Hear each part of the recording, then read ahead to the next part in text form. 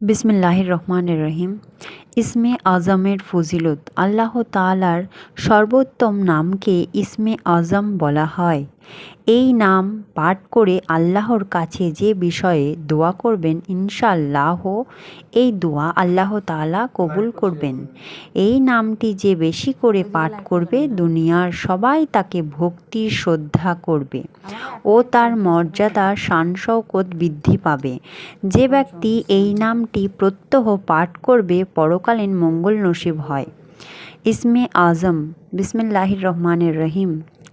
আল্লাহুম্মা ইন্নী আসআলুকা বিআন্নাকা আনতাল্লাহু লা ইলাহা ইল্লা আনতাল আহাদুস সামাদুল লাযী লাম ইয়ালিদ ওয়া লাম ইউলাদ ওয়া লাম ইয়াকুল লাহু কুফুয়ান আহাদ।